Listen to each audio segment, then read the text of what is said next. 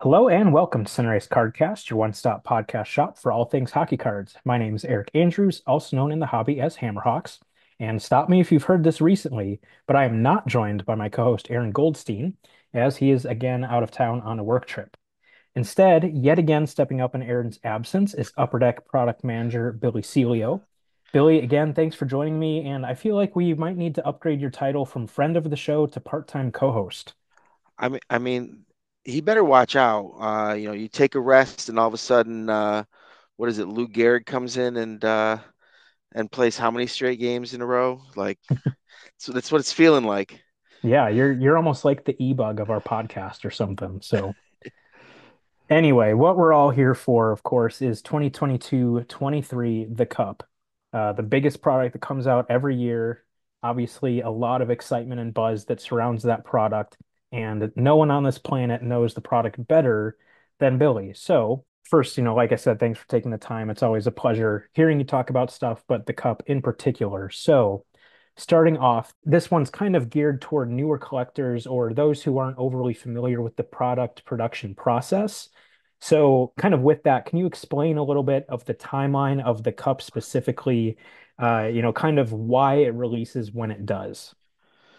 So obviously, with hard signed products, and cards that are just more than 20-point piece of paper, but you're talking about memorabilia, you're talking about autographs, you're talking about different technologies and stuff like that, and just ways of making the cards look really nice. So it does take some time. Our goal when we're building it, like our goal is usually to have this done by, towards the end of the fall. And they used to slip to, closer to Christmas time. And then we had a huge delay during the COVID years, and we're still catching up now. We kind of kept track of it. This is like we cut off 3 months of the process.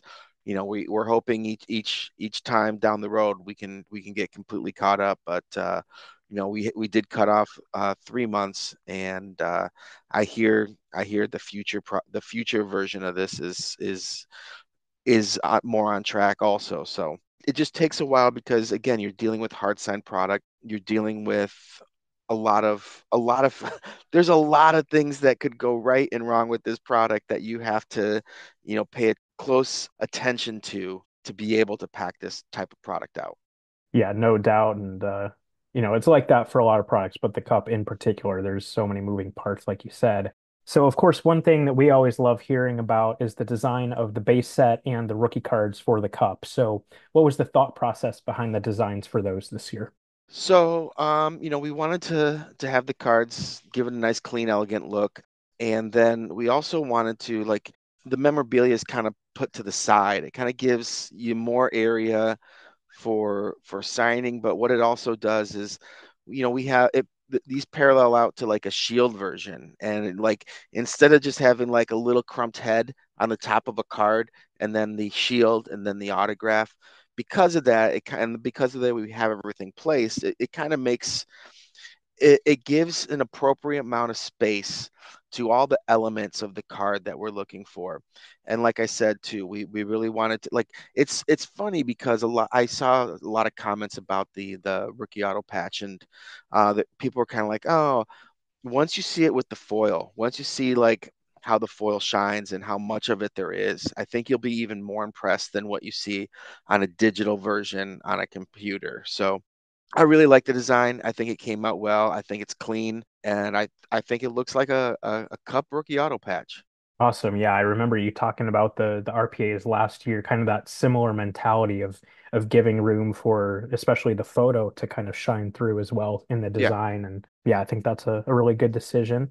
Let's get right to one of the most exciting things about the product that was announced recently, and I know you're excited about this too, that being the Lucky 7 tin. I know you were kind of a part of that process. So what can you tell us about that and the inspiration behind it? So look, when we build the cup, it's not like we have every single, like, we build it and we hand pack it and it's built a specific way, but it's not like it's built to the exact number of cards. Like there's sometimes some cards left over, and we'll use that for our customer service for replacements and stuff like that.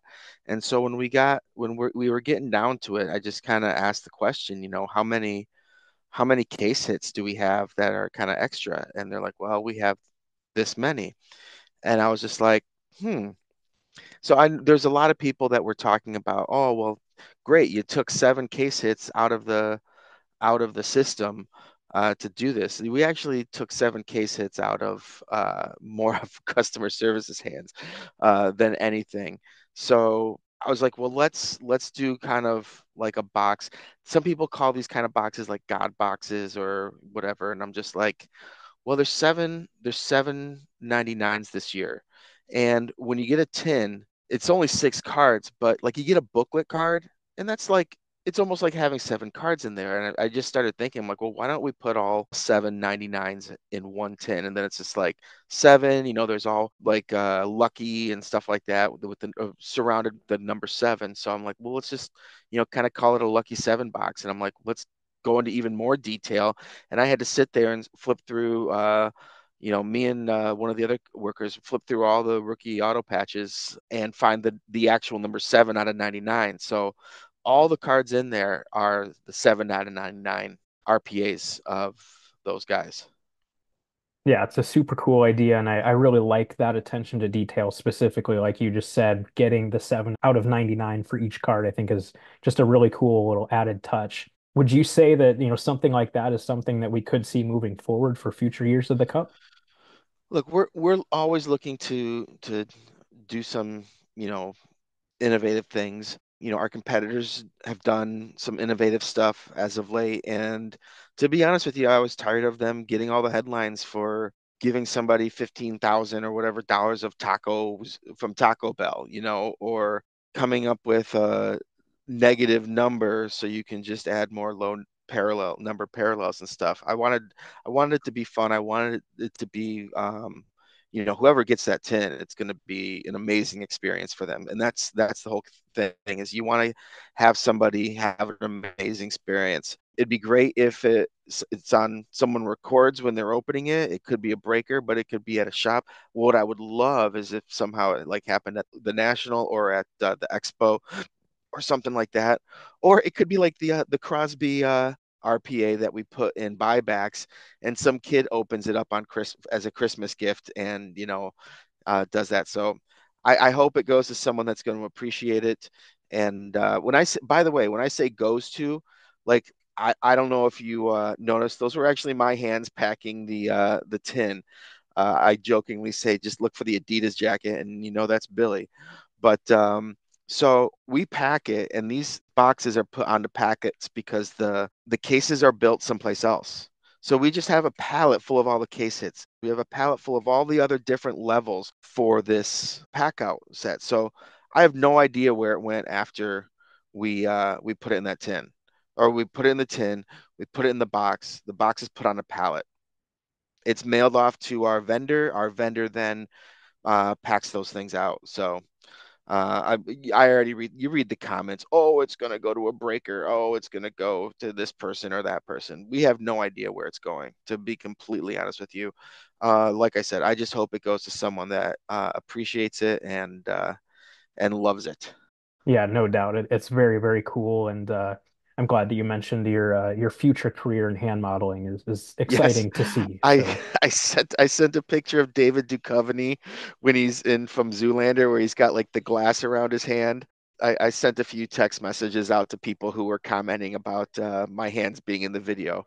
yep, pretty funny. Speaking of those out of 99 RPAs, one thing that people always love talking about, discussing, debating, on and on and on, is the checklist for those cards each year. So this year's checklist, in case you guys don't know, is Matt Boldy, Matty Beniers, Kent Johnson, Owen Power, Shane Wright, Uri Slafkovsky, and Wyatt Johnston.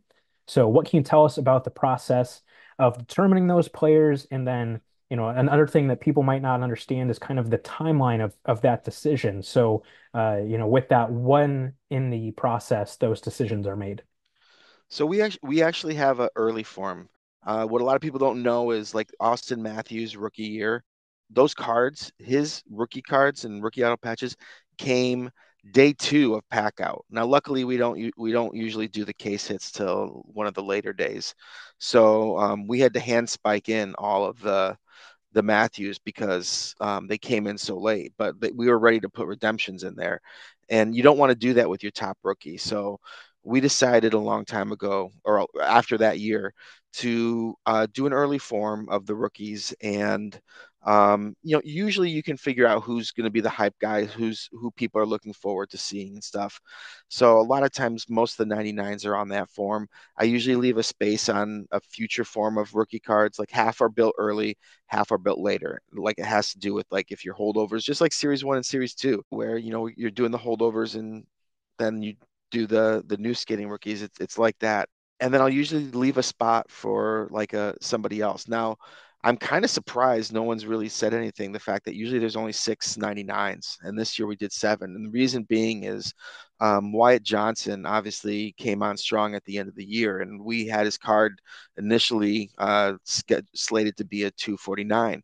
And we did the same thing with Jason Robertson a few years ago, and I don't think we really did him justice.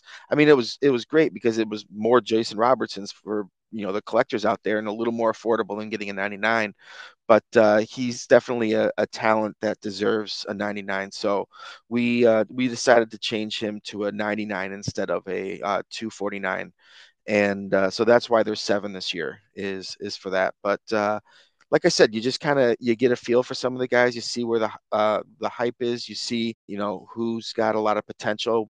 Yeah, that's pretty much the process. It's done pretty early, and but we do give ourselves some room to change some things around.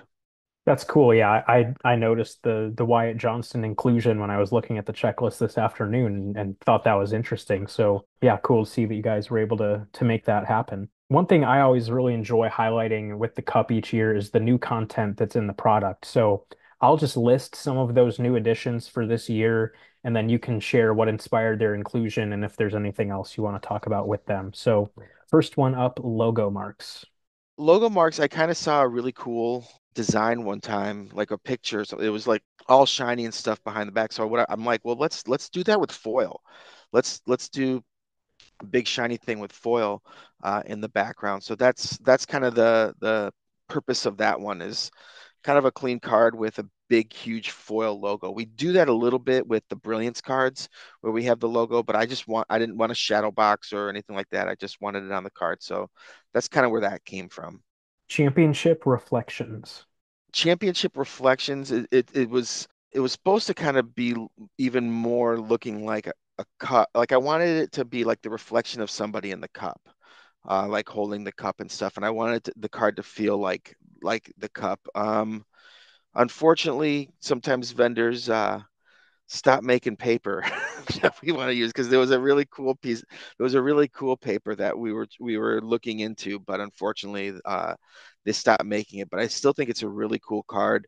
It's all guys that won the cup. There's a nice little not it's not a die cut, but a nice framed area where that's the shape of the cup that has the reflection of the players holding the cup in it. So it's one of your I know there's people that don't always like to see like rainbow foil board and something like the cup, but I think the cards look really nice. Inked impressions. Inked impressions is more it's kind of like a watercolor like feel to it. Again, a lot of times I'll see stuff and I'll be like, I like how this looks. Like how could I incorporate this into a card? And looking at one of like I'll like look at portraits, I'll look at artwork, stuff like that. And I really liked how, a white canvas with watercolors kind of look. So we kind of manipulated the folder to kind of look like watercolors and then and had a signing area. So there's not again, it's not busy. It's pretty clean and those came I'm going to say they all came out good. I'm actually really happy with this year's cup, but again, those came out really nice. Expanded materials autographs. People like big patches, and so I just wanted another opportunity to have a patch. What I wanted it to be, I wanted it to be like a horizontal, like really wide with somebody in the middle, so it's almost like patch and patch. And Grant kind of talked me off the ledge on that one. It's just like, why don't you just put the player on the side and just have one big patch so they can kind of see it all together? And I like how it turned out. Like I said, there's going to be some really cool patches coming out of those cards, and they're signed, which is, what people want to see in the cup is autograph and large patches. So you get the best of both worlds. On display. On display is one of those kind of, I try new stuff out every now and then, and I look and see what our UDA team does, and it's kind of like an interesting framed. I did the frameworks cards. I didn't want to necessarily copy that, but I wanted to do something where people have framed jerseys, and I wanted to make something with a lot of like cool die cut kind of with the lettering and the jersey and stuff like that. So it's kind of an ode to like displaying your jersey. One that I'm definitely curious to hear about is sepia signature patches. These are actually like I didn't know what to expect. Like when I collect photographs, I like black and white and I like sepia stuff. And so I was just like, well, let's see how this would look. Because black and white and sepia, if you put a blue pen on those, it pops really nice. And I knew it would pop. I knew it would look cool.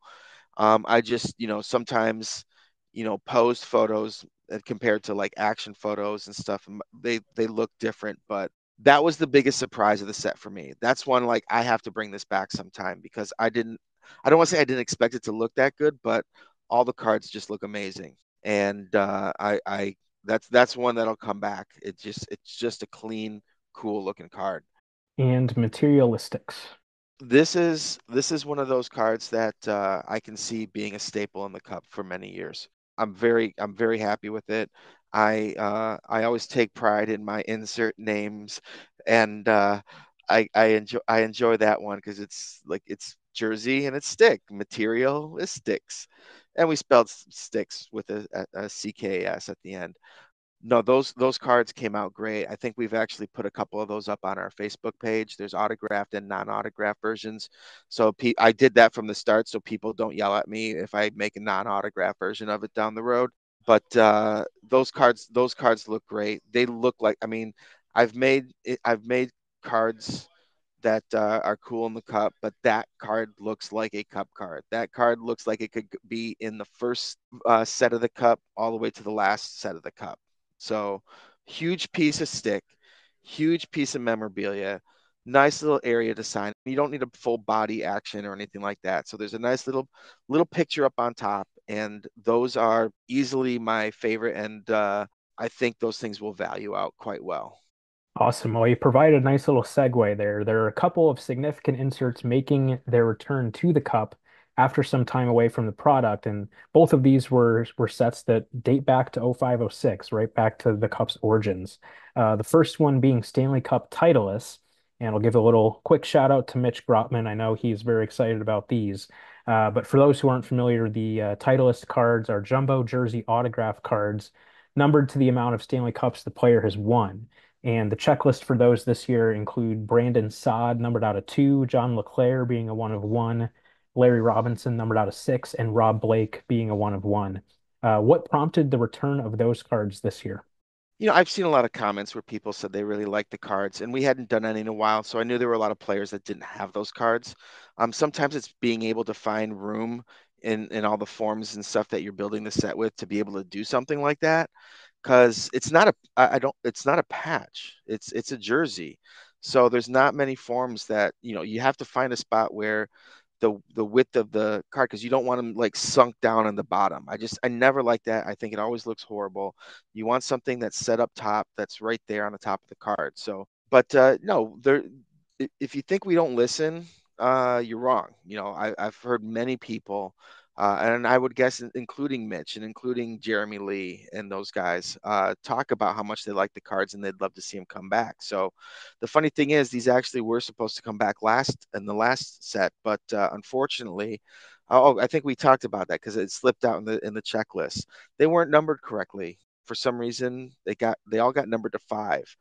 I don't know if we picked a player that had five, and so they decided number them all to five or what happened, but it probably was an error on my part. I'm going to be honest with you, but we pulled them. Like we literally had somebody going through all the things because it's mixed, and there was someone trying to find all the ones that were in there because we didn't want to put those out incorrectly. That's one of those. That's one of those. I don't care like auto, non-auto version stuff like that, but those cards are specifically numbered to the players Stanley Cups. That's the whole point of it. So we decided to make more and make them correct in this year. So I think I have a picture of the Larry Robinson on my phone because I was taking pictures for our galleries and stuff because I knew there'd be some people that wanted to see those cards and at least a picture of them at least because there's so few of them that I was happy to see them. That's for sure. Yeah, no doubt. I mean, between those four guys that I just mentioned, there's only 10 cards total. So, yeah, Yeah, pretty cool. Yeah, and obviously great to hear that you guys are focusing on those things about making sure things are done right. Yeah, just great to hear things like that. So then again, the second significant returning insert, this has obviously caught plenty of people's attention, is the dual shield cards.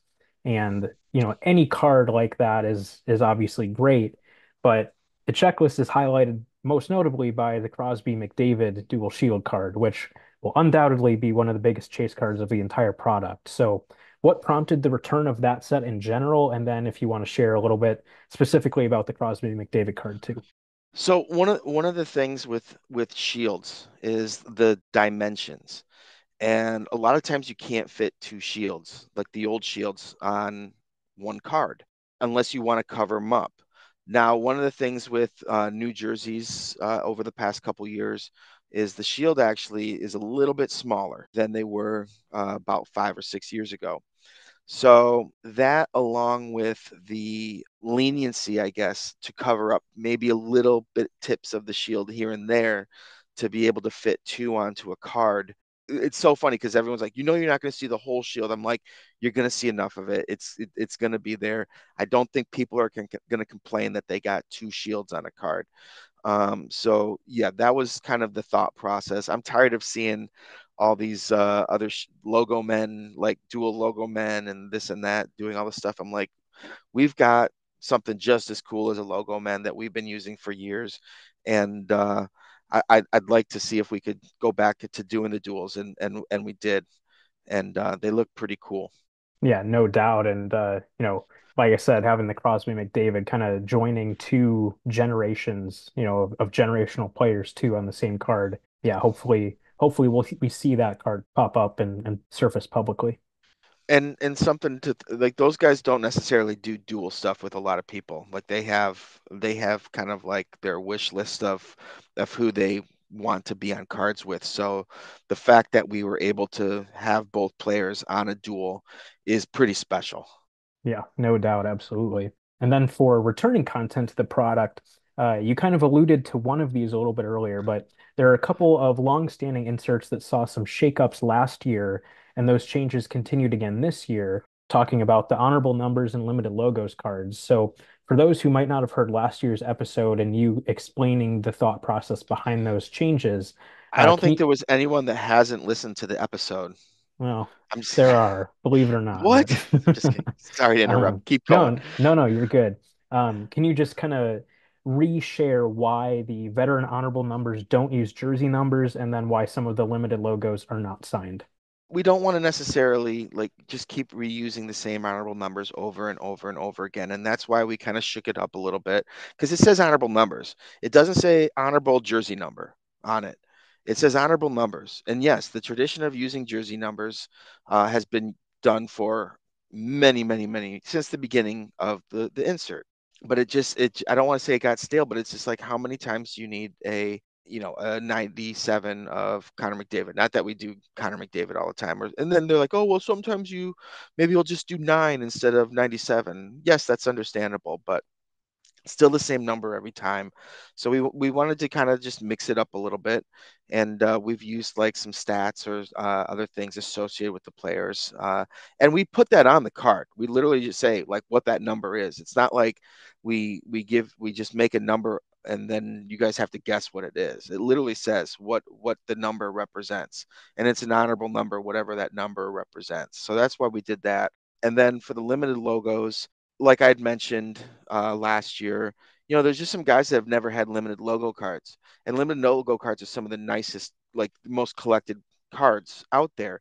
And the reason they're some of the nicest, most collectible cards is because of the large patch that they use from the player's logo on the jersey. So to be able to give them the chance to have it, if we don't have an autograph deal with them, then you know that's the only way to do it. And yes, there's some guys that we've had autograph deals with before, but maybe we haven't had them in some time. And yes, you're going to find that one exception where it's like, well, you did a non-auto this time, and last year they were autoed. Well, maybe we don't have a deal with them anymore. You never know. So that's the whole point of it. Did it for? It's not like we're going to do it every year. It's in this year. It was in last year. Maybe you'll. I'm not sure if it's in 23, 24, but it's not something that we like necessarily intend on doing every year. We're doing it for a few years just to get some guys that haven't had limited logos in a while or ever into the set in case there are limited. Yes, there's limited logo collectors that want the only autograph versions of it, but there might be limited logo collectors that want as many players as they can get. What some people don't understand is there's more than one type of collector, and you're not the only type of collector. There are other types and other people that like other things. So that's the reason. Absolutely. That's very well said. And big kudos to whoever the designer was that did the limited logos this year. I think the design looks amazing on Oh yeah. those. I think they're like some of the nicest limited logos ever made, honestly. So very, very nicely done on those. And again, relating to the limited logos, kind of another carryover topic from last year. For those who are unsure, do the rookie limited logos cards use game worn patches?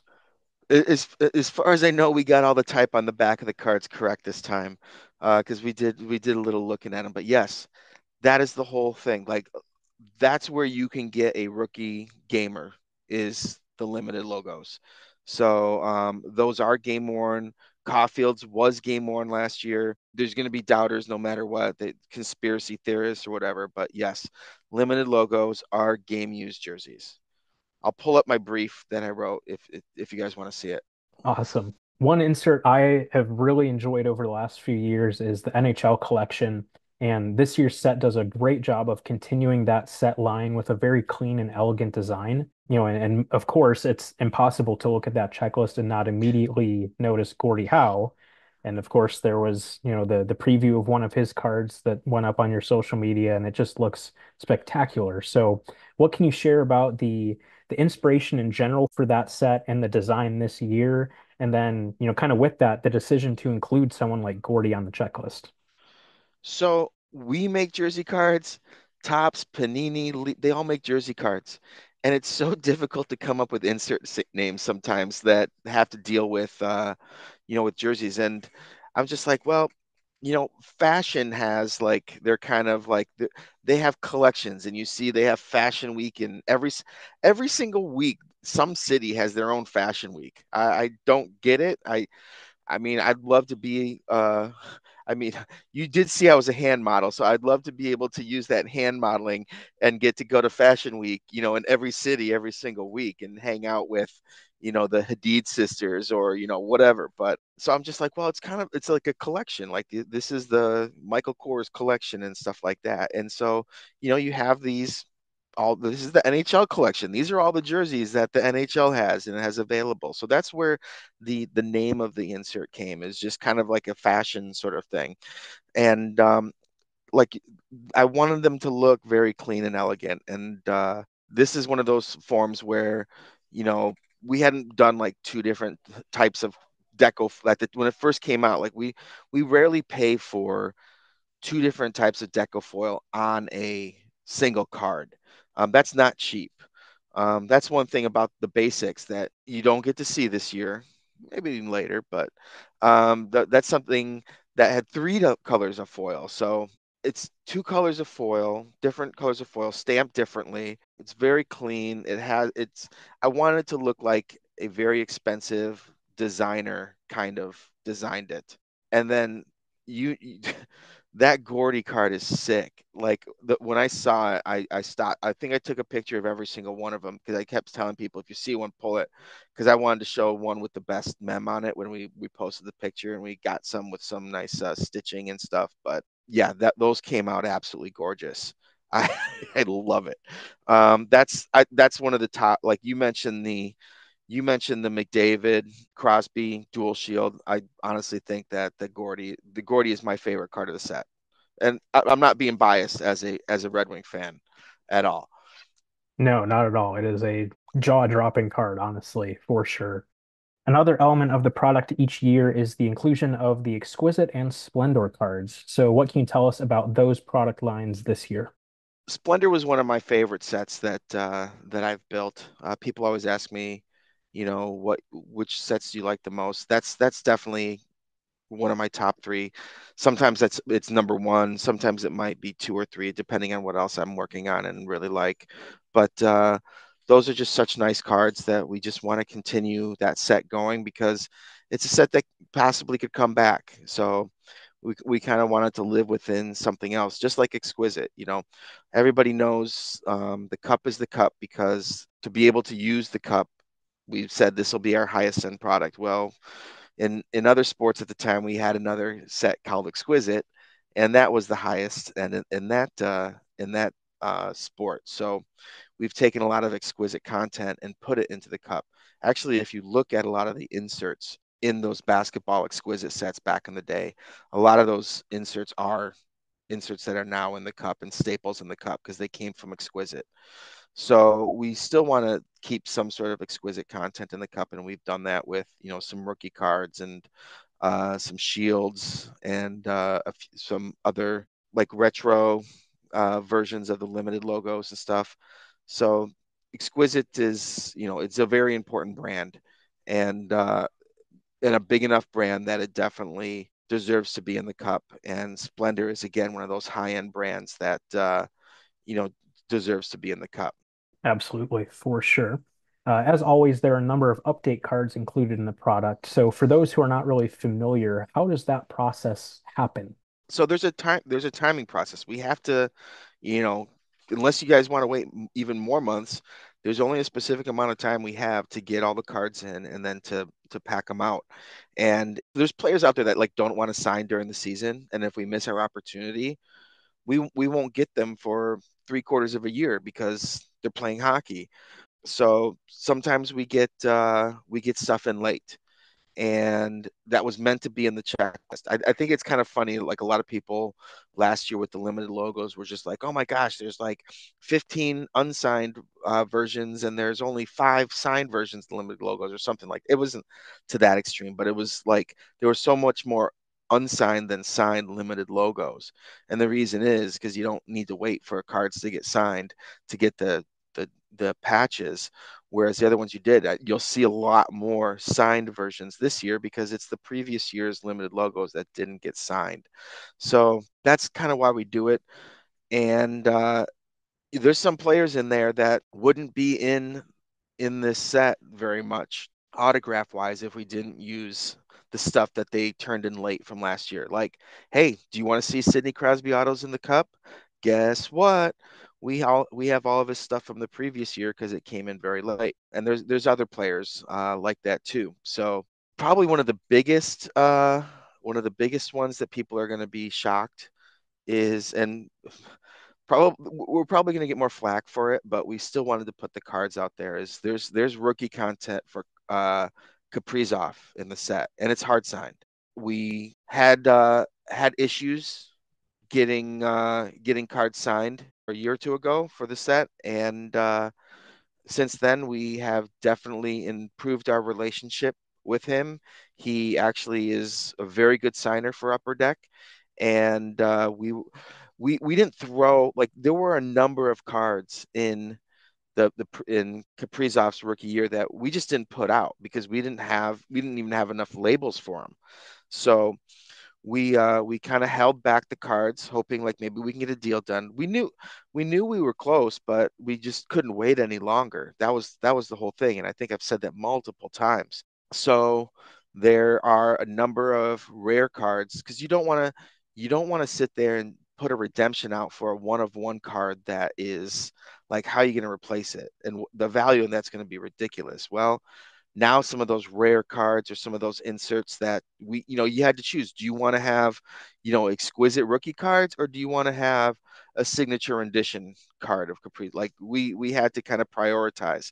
So there's a lot of hard side Kaprizov cards in the set too, for that reason. Where maybe that's another thing, is maybe we made cards in the past and then we held on to them because we couldn't get them signed, and then we were finally able to get them signed. Very cool. That's always cool to kind of hear some of the backstory on specific update cards too. So thanks for sharing that. Well, there may not be anything else as exciting of a surprise as the Lucky 710. Are there any other surprises within the product that we should be aware of? Yeah, I don't recall seeing a single chemical composition card. So there you go, everyone. You're welcome. Uh, it's bad, but no, there's some cool stuff. One of the inserts you didn't mention the new stuff, because we have done ticket cards before and ticket booklets, but there's a dual ticket booklet where a player from each opposing team signed it, and then we have a picture of the ticket. We didn't have inscriptions on it, but it's still cool to have a ticket from a specific game. And there's like an all-star one, I think, that has Hasek and Wah. That's pretty sick. So I really liked those inserts. The show is backed, and all those cards are properly labeled and numbered and everything. So people will be happy about that. And hopefully no confusion. But those cards, look really nice again. I think there's obviously, you've got, with it coming out so late, it's really interesting because like there's some cards that people are like, oh, this person lost value because he's been skating in the AHL for the last couple years and he was a top pick and he would have been worth so much. But then there's also a lot of more players in there that are like, oh, Wyatt Johnson came on at the end of the year. That's actually worth a lot more now than it would have been before. Not to justify the product coming out late, just saying that there's a lot of added value now because a lot of these rookies have now been established. Imagine what Slavkovsky would have been valued at last year, as opposed to him coming out now when he all of a sudden kind of became a very important player for the Canadians and played very well. You saw a little bit out of Shane Wright at the end of the year also. So there's a lot more potential there. Some of these guys just need playing time or need to maybe go down for, like, the old Red Wing way was they wouldn't even come up into the show for a couple years. They'd be playing in Grand Rapids. They were very reluctant to bring guys up. So I always tell people, I mean, when they were down on Alexis Lafreniere, like, dude, the kid's like 20 years old. Give him some time, and you saw him improve in this last year when the range. I can't say this too loud because Matthew's going to hear me. When the Rangers had the best record in the NHL, but he was a good part of that too, and really came on. So there's a lot of potential, but the other thing is you've seen a lot of potential now, and I'm pretty excited about some of the rookies. And then you got guys like Clark, who might be one of the next best big defenders in the league, and he's getting his rookie card. I'm really excited. I saw a lot of value when I was packing this out. I saw a lot of big hit potential. Is there a McDavid in there? No, but there's a lot more secondary guys that I think will value out quite well. I know one thing that a lot of people kind of talk about with the cup is the condition of the cards and, some damage that happens to them for a variety of reasons. So, what have you seen with the product this year in terms of the quality control with the condition of the cards? We're going through the cards, and yeah, there's always the potential of like a little ding here or a little wear here. These cards go through a lot of stuff, a lot of people. They'll go through us, they'll go through vendors, they'll go through the players, they'll go through agents. So unfortunately, not every card is a 10. And another thing that is difficult sometimes when you use foils and stuff, it causes chipping. When you use black edges, the chipping is much more, like, if there's any little flaw, it comes out white. So it's just like seeing white on a black edge. Obviously, it makes it stick out like even more. I was gonna say like a sore thumb. I didn't want to use a cheesy analogy, but it's true. So yeah, there are going to be some cards that aren't the most perfect condition, but we're going through if we saw like a big ding in a corner, or if we saw like just really bad chipping and stuff, myself, the packs that I packed out, I know I was pulling them from there. So, that's pretty much the only issue that I think it happens every year. But honestly, I've seen some tough edges, and I didn't see that as much this year. I would like to say it improved. I don't want you to sit there and quote me and say, "Oh, everything's perfect," and gonna grade a 10. But I would say it came out a lot nicer than in previous years that I've dealt with some of these cards. Awesome. I think that's really all the questions that I have about the product. Is there anything else that you want to share or that we failed to mention earlier? Yes. A week later, O-Pee-Chee Platinum comes out. So if you are complaining that the cup is too much, O-Pee-Chee Platinum is coming out, and there's some huge hits in there. Who doesn't want a golden treasure of Connor Bedard? Just saying. I'm sure there's probably someone will probably put a huge bounty on it too, because everybody seems to like to put bounties on everything. Maybe Tony can hook up a deal. If you pull it, you get $20,000 of McDonald's food from it too. I don't know. Yeah, no. O-Pee-Chee Platinum's coming out. It's gonna be another monster. That's our Chrome product. That's our Prism. That's our Chrome. That's Platinum is a big dog, and you're gonna see a lot of good stuff out of it. So that's the only other thing is it's pretty close to the cup, but like I said, not everybody likes to spend a lot of money on the cup, and you hear a lot of people complaining how much it is. To be completely honest with you, since you got me rambling, a lot of people talk about the value that comes out of a tin, and it doesn't always come up to be the amount that you spend, and sometimes it comes out a lot more than what you spend. But I would still take the value back out of a cup of a tin than what I see from other companies spending $1,000 on a box. There's definitely some potential for to get just some huge hits. I hate saying the word bangers. I think it's the most annoying word in the world. I'll just say huge hits. So just keep that in mind. And if you don't like that, dude, Platinum's a week away. Oh, in a couple weeks, then you got Team Canada Juniors too. And there's a rumor that it's loaded. A lot of amazing content, first cards of some huge players. So be on the lookout for that. So I've pumped all of our products. The cup is out in shoot. It's probably going to be out by the time this records because it'll come out Wednesday. We're recording on Tuesday in case people didn't know. So that way you could get the first scoop. I don't let anybody else interview me until tomorrow. So I would put it out at like 12:01, and you could be like, you heard it here first. That's right. That's how we do things here. So, well, I don't want to take too much more of your time. So, again, Billy, thanks so much for your insight and, of course, stepping in for Aaron. We greatly appreciate it. I know, and obviously I didn't talk as much as Aaron does, but I tried. There's only so much you can do. Well, enjoy release day. Hopefully, you enjoy watching some breaks and all the feedback that comes your way. And thanks again. No problem. Thanks for having me. I would say thanks for having me, guys, but nope, it's just you. Indeed. All right. Well, that was a lot of fun. Always super, super enjoyable hearing the ins and outs of the cup every year. And again, really appreciate Billy's time and insights and sharing a little bit about the product that everyone admires so much. And kind of shifting gears for the rest of the episode. If you guys have listened to the last couple of episodes, you might know that we did a little bit of a highlight for a couple of notable players based on the episode number that it is. And of course, this episode being number 99, it only is fitting to show off a few nice Gretzky cards that Aaron and I have in our collections. So I'll start with mine and then we'll end with one that Aaron has. So first for me, kind of as a nice little segue here, probably the nicest Gretzky card that I have in my collection is a 2015-16 The Cup Enshrinement's autograph. Just a beautiful card from a obviously an iconic year of the Cup.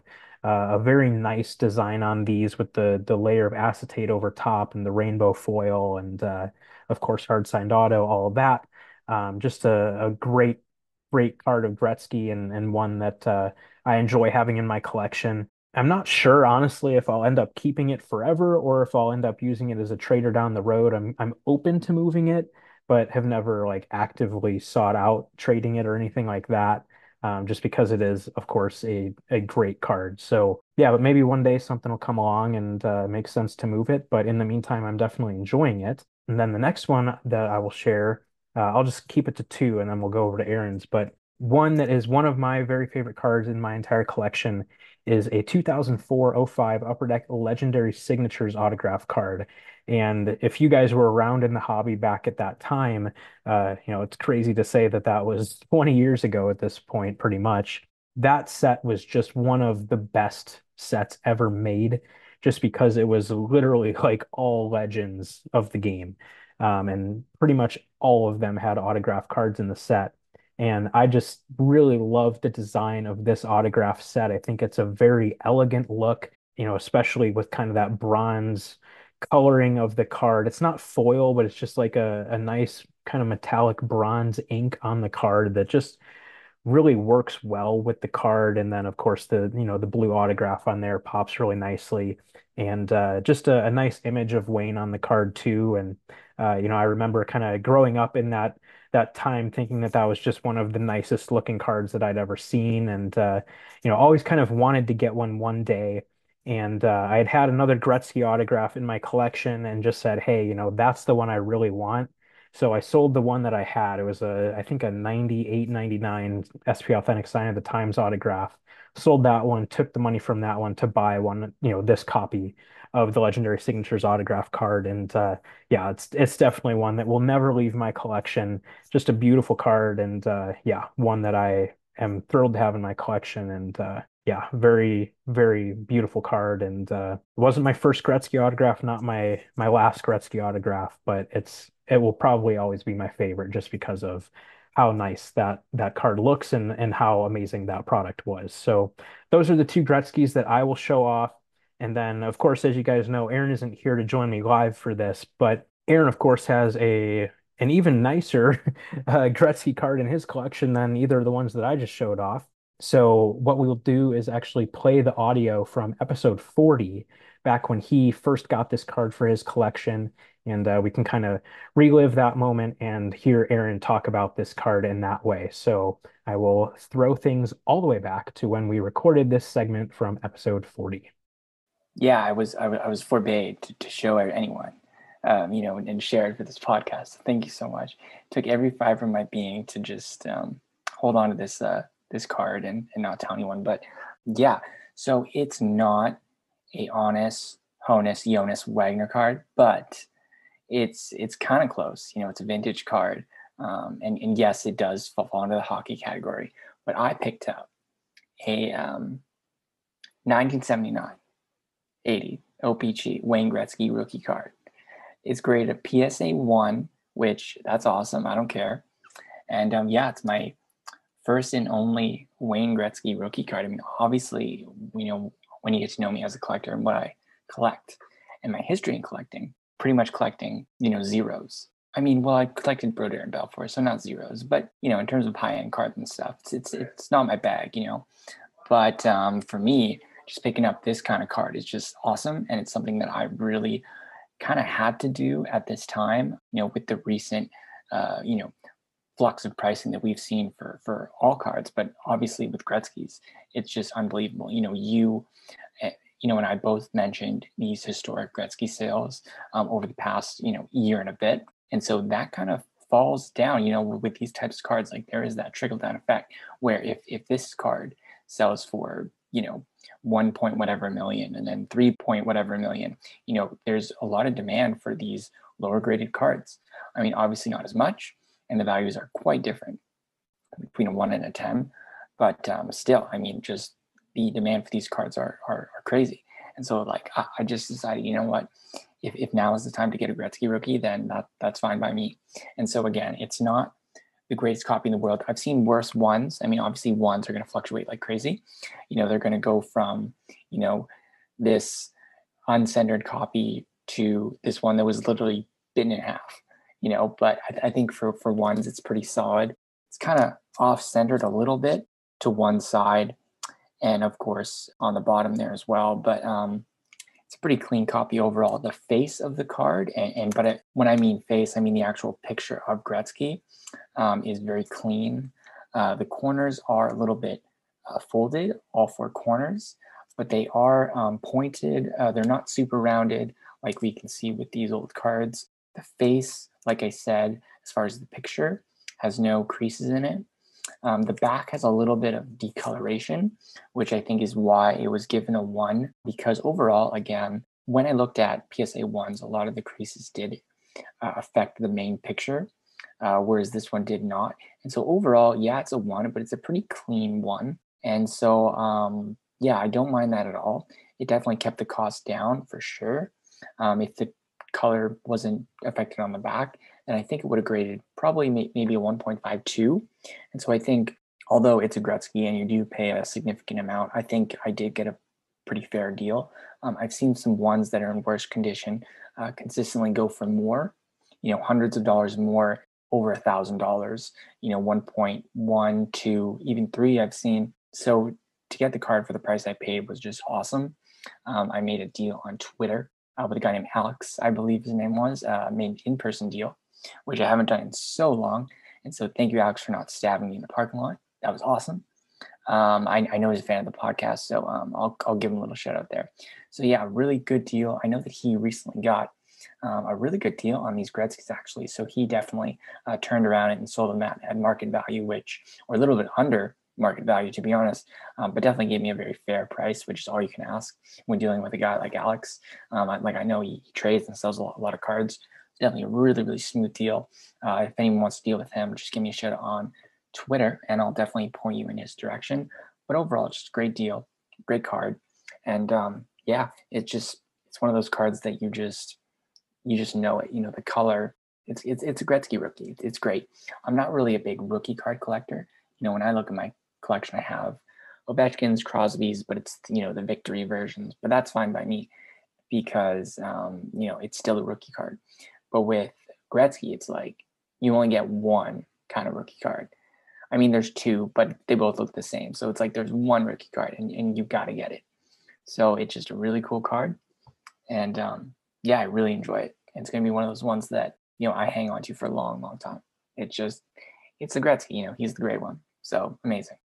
So yeah, there you go. Obviously, a Gretzky rookie card, pretty hard to beat. We kind of joked at the time, that we thought, and it was kind of a priority for me at the time to get a Gretzky rookie card myself, but it just never ended up working out. So, here we are still 3 years later, and I still don't have one in my collection. It's obviously a card that I really want to have in my collection one day, but I've just kind of been picky about it over the years, and the right situation has not presented itself yet. So that's obviously one that Aaron beat me to the punch on, and I know he really, really likes that card and is very grateful to have that card in his collection for sure. So there's three pretty cool Gretzky cards that we have in our collections. Obviously, they are not the most valuable or most unique or amazing Gretzky cards that you can think of, but they're still three pretty cool cards nonetheless that we greatly enjoy in our collection. So there's that. That's probably the last, player spotlight that we'll do based on the episode. Kind of made sense, with 97, 98, 99. There are three players that you think of when you hear those numbers, and, it just kind of happens that they ended up being back to back to back. So, yeah, so there's that. And then, what's an episode? It feels like we are breaking something almost every episode at this point, but what's an episode without a little bit of a box break? So we will wrap up this episode by showcasing 2324 SPX, which is a product that Paul sent to us recently. And yeah, we'll just dig through that real quick. Obviously, it's a very, very quick break. It's one pack per box, 5 cards per pack. So we will see how we do. You typically get at least a couple of hits. So, and of course, one of the big highlights of the product are the UD Black cards, just beautiful cards. Every year, they are among the nicest looking cards in the hobby. So, we will see if we can get one of those. If you saw our 22-23 SPX break, you will know that we did very well with that box because we were fortunate enough to pull a UD Black Lustrous Rookie Autos Green, 1 of 1 of Samuel Poulin. So we'll see if we can have similar luck with this year's product. Of course, it would be absolutely wonderful to get anything of Mr. Connor Bedard, whether that be something super nice like an auto patch out of UD Black. I'm not going to hold my breath for that, of course, but that would obviously be really, really cool. So we will dig on into this and see what we can get. All right, so starting things off, we've got a base card numbered out of 299 of Brent Burns. We have got a Radiance FX numbered out of 949 for the Anaheim Ducks of Drew Hellison. We have got a Finite Rookies numbered out of 799 for the Columbus Blue Jackets of Stanislav Svozil. We've got a Radiance FX Blue for the New York Islanders of Samuel Bolduc, and this one is numbered 299 of 299. So that's pretty cool to get the bookend copy of that card. Pretty cool. And the final card and the main hit of the box is a rookie auto jersey numbered out of 99 for the Philadelphia Flyers of Tyson Forster. And this is actually a 2003-04 retro rookie jersey auto. It's based on the 03-04 SPX basketball rookie auto jersey design. So, you guys might see this card and say, well, that's not the 03-04 design. That's not what the Fleury and Bergeron cards look like. Well, no, this one's based on basketball, like I said. So this is more based on the LeBron James, Dwayne Wade, Chris Bosh, all those guys. So yeah, that's pretty cool to see a retro design that's not from hockey. Just a nice little change up there, and yeah, obviously Forster's a pretty good name to get there. So yeah, that is the box break. A couple cool cards in there for sure. So yeah, I really like the Forster. That's a cool card. So yeah, but I think that will do it for the episode. We'll keep it nice and tidy. And yeah, obviously next episode is going to be episode 100, which we are very excited about. We're still kind of brainstorming what that episode is going to look like. It might be a little bit of a gap until we do that episode. Obviously, we just had an episode come out on Saturday, and then of course this episode today. So that's two pretty much back-to-back episodes. So we might give it a little bit of breathing room until we do episode 100. But yeah, I'm sure we'll probably come up with something fun or different to do for that one. So keep an eye out for that. We will probably share whatever the plans are when the time comes. So keep an eye out for that. And yeah, like I said, we'll leave it at that. Again, thanks to Billy for his time and insights about the cup. Always appreciate that. And hopefully you guys enjoyed hearing about it and learned something about the product. And yeah, that's obviously what we hope for every time that Billy joins us, and especially with a product like the cup. So yeah, but I think that'll do it for this episode. So as always, please be sure to follow us on social media. We can be found on Facebook, Instagram, and YouTube at Sunrise Cardcast, and on Twitter at Sunrise CC. Please also be sure to subscribe to the show on your podcast platform of choice to make sure you never miss a future episode. Until next time on Sunrise Cardcast, keep collecting those hockey cards.